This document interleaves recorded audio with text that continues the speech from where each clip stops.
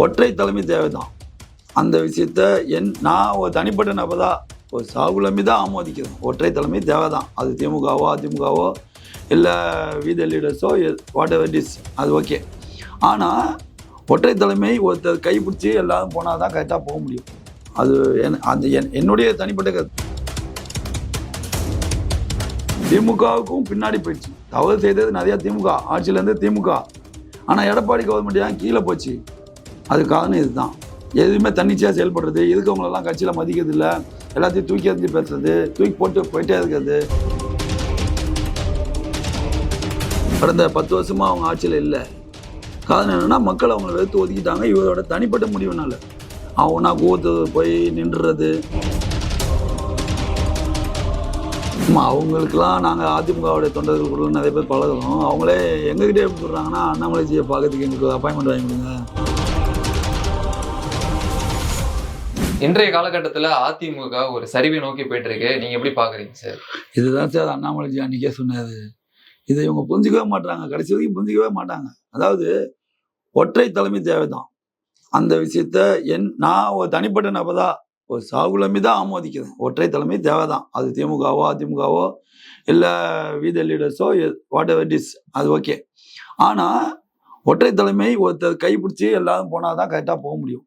அது என்னுடைய தனிப்பட்ட கருத்து. ஆனால் எடப்பாடி அவர் என்ன பண்ணுறாருன்னா, நம்ம எடுக்கிறது தான் ஃபைனல் டிசிஷன் அப்படின்னு நினச்சிக்கிறாரு போல். அது தவறான விஷயம். ஏன்னா இப்போ நாங்கள் வந்து மாற்றுத்திறனாளிகள் சங்கம்லாம் வச்சுருப்போம். அது தமிழ்நாடு பூரா இருக்குது. நாங்கள் ஒரு டெசிஷன் எடுக்க முன்னாடி அந்த 38 மாவட்டத்துடைய மாவட்ட தலைவர், துணைத் தலைவர், பொருளாளர் எல்லாத்தையும் முதல்ல ஃபோனில் பேசிடுவோம். அதுக்கப்புறம் நேரில் ஒரு நாள் எல்லாத்தையும் ஒரு திருச்சிலையோ ஒவ்வொருத்தருக்கு எப்போ வாய்ப்பு இருக்குமோ அவங்க கிட்டக்க ஒரு தடவை திருச்சி, ஒரு தடவை கன்னியாகுமரி, ஒரு தடவை கோயம்புத்தூர், ஒரு தடவை சென்னை, இப்படி 4 மீட்டிங் போட்டு அந்தந்த மண்டல் மூலியமாக அந்தந்த மண்டலம் ஒரு 8 மாவட்டம் 10 மாவட்டம் அப்படி 4 இடத்துல பார்த்து இல்லை 5 இடத்துல பார்த்து அவங்ககிட்ட பேசி எல்லாருடைய கருத்தையும் ஒன்றா இது பண்ணி அதுலேருந்து ஒரு சாதம்சம் எடுத்து நாங்கள் பண்ணுவோம். அந்த மாதிரி இல்லாமல் இவர் வந்து எடுத்தாங்க ஒருத்தோன்னு நான் எடுத்ததான் முடிவு. இது அண்ணாமலைஜி அன்றைக்கே சொல்லிட்டாரு, எடப்பாடி தலைமையில் ஆட்சி அமைச்சா அது வேலைக்கு ஆகாதுன்னு அண்ணாமலைஜி சொல்லிட்டாரு. ஆனால் அண்ணாமலைஜி அன்னைக்கு சொன்னது இன்னைக்கு நடந்துச்சு. எங்கே போச்சு கட்சி? அதில் பாதாளத்துக்கு போய் நிற்கிது. திமுகவுக்கும் பின்னாடி போயிடுச்சு. தவறு செய்தது நிறையா திமுக, ஆட்சியிலேருந்து திமுக. ஆனால் எடப்பாடி கவர்மெண்ட் ஏன் கீழே போச்சு? அது காரணம் இதுதான். எதுவுமே தன்னிச்சையாக செயல்படுறது, இருக்கவங்களெல்லாம் கட்சியில் மதிக்கிறது இல்லை, எல்லாத்தையும் தூக்கி எறிஞ்சு பேசுறது, தூக்கி போட்டு போயிட்டே இருக்கிறது. இந்த போக்கு அவர் கைவிட்டாருனா தான் அதிமுகன்னு ஒன்று புரட்சி தலைவர் பொன்மனச்செம்மல் எம்ஜிஆர் அவர்கள் ஆரம்பித்த கட்சி. புரட்சி தலைவர் அம்மா அதை வழி நடத்தினாங்க. சூப்பராக ஒரு சிங்க பெண்மணியாக வழி நடத்தினாங்க. ஆனால் இன்னைக்கு அந்த கட்சியே இல்லையே. எங்கே போச்சு? சும்மா நானும் மைக்கில் பேசுறதோ இல்லை யாருக்கோ பணம் கொடுத்து அது பண்ணுறதோ ஒன்றும் பிரயோஜனம் கிடையாது. அதை திறம்பட செய்யணும்னா அதுக்கான விட்டு கொடுத்தலும் வேணும். என்னதான் நம்ம பெரிய தலைவராக இருந்தாலுமே பொதுச் செயலாளராக இருந்தாலுமே அது விட்டு கொடுத்தா தான் போக முடியும். அதனால தான் அண்ணாமலைஜி என்ன சொல்கிறாரு பாருங்க, நாம் தலைவர்கள்ன்றாரு. அது இன்னைக்கு கூட பொள்ளாச்சி மீட்டிங்கில் நடந்தப்போ எப்படி இருந்தார் பார்த்தீங்களா? அவரும் மக்களோட மக்களாக வந்து உட்காந்துருந்தார். அவங்க அப்பா எங்கே உட்காந்தாரு பார்த்தீங்களா? அவங்க அப்பாவை நாங்கள் பார்த்ததில்லை. அன்றைக்கி மீடியா தான் உங்களை போல ஒரு ஊடகவியலாளர் தான் எங்களுக்கு எடுத்தே போட்டாங்க. அவர் மக்களுக்கு எங்களுக்கெல்லாம் பின்னாடி பேக்கில் மக்களோட மக்களாக ஒரு சாமானியதாக உட்காந்துட்டு இருக்காரு. இதுதாங்க அரசியல். இதுதான் புதுவிதமான அரசியல், நல்ல அரசியல், ஆரோக்கியமான அரசியல். இப்படி தான் போகணும். யாரோட பேச்சை கேட்டு எடப்பாடி பழனிசாமி இப்படி தனிச்சையாக செயல்பட்டு இருக்காரு. பல சீனியர்கள் வந்துட்டு வெளியில போயிட்டு இருக்காங்க. அவங்கள வந்துட்டு தக்க வைக்கணும் அப்படின்ற ஒரு முடிவு கூட வராம இருக்காரு இல்லையா எடப்பாடி பழனிசாமி? அதான் அது சில பேருக்கு வந்து எப்படி சொல்றதுன்னா, அது ஈகோன்னு கூட சொல்லலாம். அவங்களோட நம்ம எடுக்கதான் முடிவு, அதை முன்பே சொன்ன மாதிரி நம்ம எடுக்கதான் முடிவு. மற்றவங்களுக்குலாம் இன்ஃபர்மேஷன் கொடுக்குது. எல்லாரையும் கலந்து பேசி முடிவெடுத்தாதான் ஒரு சங்கத்தையே ரன் பண்ண முடியும், ஒரு கூட்டமைப்பை ரன் பண்ண முடியும். ஆனால் ஒரு இவ்வளோ பெரிய கட்சியை அசால்ட்டாக வந்து நான் தான் எடுக்கிறது முடிவு, நான் சொல்கிறதான் நீங்களாம் செய்யணும் அப்படின்றது எந்த விதத்தில் நியாயம்? எம்ஜிஆர் ஜெயலலிதா போன்றவர்கள் வந்து கட்டி காத்த இந்த கட்சி எடப்பாடி பழனிசாமி அவர்களும் அந்த பிறகு தொடர் தோல்வி அப்படின்ற சந்திச்சுட்டு இருக்கும் போது என்ன நடவடிக்கை இன்னும் எடுக்காம இருக்காரு? என்ன காரணமா இருக்கும் சார்? அதான் சார், இப்போ புரட்சி தலைவர் அம்மா அவர்கள் உயிரோடு இருக்கும்போது 2வது முறையாகவும் அவங்க கண்டினியூஸாக ஜெயிச்சாங்க. இப்போ 3வது அதுக்கப்புறம் வரவே இல்லையே. அதுக்கு காரணம் என்ன? கடந்த 10 வருஷமாக அவங்க ஆட்சியில் இல்லை. காரணம் என்னன்னா, மக்கள் அவங்களை வெறுத்து ஒதுக்கிட்டாங்க. இவரோட தனிப்பட்ட முடிவுனால அவனா கூத்து போய் நின்றுறது, இந்த மாதிரி விஷயங்கள்லாம் வந்து மக்களுக்கு நம்ம நினைக்கிறோம் மக்கள் வந்து கூமுடைங்க அவங்களுக்கு தெரியாதுன்னு சில பேர் நினைக்கிறாங்க.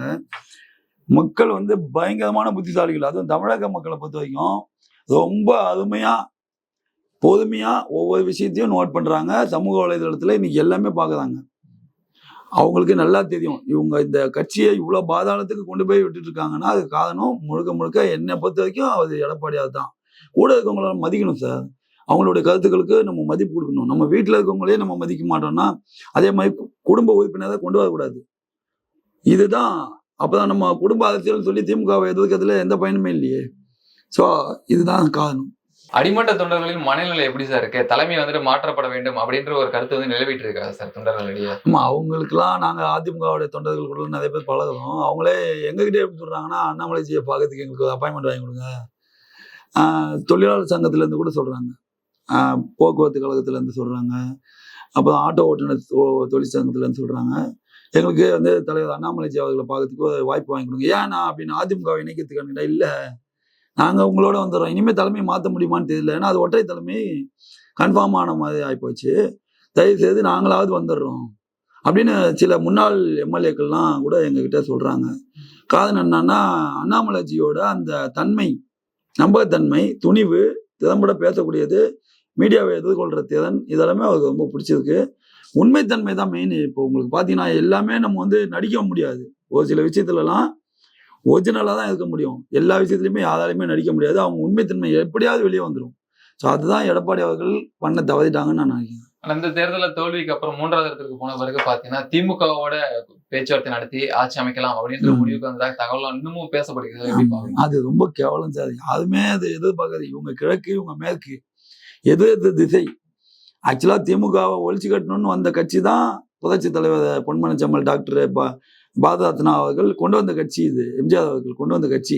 எம்ஜிஆர் அவர்களுக்கே டேக்கா கொடுத்தவங்க தான் திமுக காரங்க. அவங்க கட்சியிலேயே போய் நான் கூட்டணி வச்சுக்கிறேன், அவங்க மேலே கேஸ் எல்லாம் நான் வாபஸ் வாங்கிக்கிறேன் அப்படின்னு சொல்றது எந்த விதத்தில் நியாயம்? மக்கள் ஏற்றுக்க மாட்டாங்க சார். அதனால தான் அந்த கோபத்தில் தான் போட்டாங்க தூக்கி. விஜய் சிஎம் ஆனாலும் பரவாயில்ல, புது ஆள் நடிகராக இருந்தாலும் பரவாயில்லன்னு. ஆனால் அண்ணாமலைஜி இருந்திருந்தாருன்னா குறைஞ்சது எதிர்கட்சி தலைவராவது கண்டிப்பாக இருப்பாரு. அதுதான் உண்மை. காரணம் என்னன்னா அண்ணாமலைஜி திமுகவோட ஒட்டுமொத்த அந்த இதையும் ஓப்பனாக உடச்சி விட்டாங்க. அவங்களுடைய திருட்டுத்தனம், மொளமாதித்தனம், எங்கெங்கெல்லாம் என்னென்ன பண்ணுறாங்க, கனிமூலம் கொள்ள அடிக்கிறது. ஏன் இன்னும் சொல்ல போனால் உதயநிதி ஸ்டாலின் காலையில் 11:30 மணிக்கு எழுந்துக்கிறாரா, எத்தனை மணிக்கு எழுந்துக்கிறாரு, அவர் பால் டேரி எதுக்காக குடிச்சாரு, இந்த மாதிரி எல்லா விஷயத்தையுமே உண்மைத்தன்மையாக சொல்லிட்டாரு அண்ணாமலைஜி. ஸோ மக்களுக்கு வந்து நல்லா புரிய ஆரம்பிச்சிச்சு. இனி திமுக எந்த ஜென்மத்திலையும் ஆட்சிக்கு வரக்கூடாது. அப்படி வந்தால் இன்பநிதியை தான் துணை முதலமைச்சர் ஆக்குவாங்க. உதயநிதிக்கு அப்புறம் இன்பநிதி, இன்பநிதிக்கு அப்புறம் தமிழ்நாட்டுக்கு வரக்கூடிய துன்ப நிதி ஆகி போயிடும். இதை நம்ம விட்டுறக்கூடாது. அதுவும் இல்லாமல் சினிமா எடுக்குதுன்ற பேரில் ஏகப்பட்ட ஏதாச்சும், அது நான் சொல்றது தெரிய வேண்டியது இல்லை, மக்களுக்கே தெரியும். அதிமுக ஒரு சரிவுல இருந்து மீண்டு வருமா, இந்த சரிவுல இருந்து முன்னோக்கி வருமா, அதற்கான காரணம் எப்படி செஞ்சா நல்லா இருக்கும் அப்படின்னு நீங்க என்ன சொல்ல விரும்புறீங்க சார்? அவரோட போக்கை மாத்திக்கணும். அவர் போக்கை மாத்திக்கிற மாதிரி தெரியல. சரிவுல இருந்து மீண்டு வருது கஷ்டம் சார். ஏன்னா நாங்கெல்லாம் கூட நினைச்சோம் அதிமுக ஜெயிச்சிடும், வலுவான கூட்டணி, எல்லா அவங்க கூட இருந்தவங்க அதிமுக தவிர்த்து கூட இருந்தவங்க எல்லாமே வலுவான கட்சி. பாமக, அமமுக, ஜான் பாண்டியன் அவர்கள், தமிழ் மாநில காங்கிரஸ்லேருந்து எல்லாமே மக்கள்கிட்ட நல்ல செல்வாக்கு, நல்ல பேர் தான் இருக்கு. மெயினாக கெட்ட பேர் இல்லை. அப்படி இருக்கும்போது அதிமுக கூட்டணி முதல் இடத்துல வரும் தான் நினச்சோம். கடைசியில் பார்த்தா அவங்க கடைசி இடத்துக்கு தள்ளப்பட்டாங்க. காரணம் என்னன்னு கேட்டிங்கன்னா அவர் அந்த ஒற்றை தலைமையுடைய நிலைப்பாடு சரி கிடையாது. அவர் இதை மாற்றிக்கலைன்னா கட்சி காணாமல் போயிடும். ரொம்ப கஷ்டம்.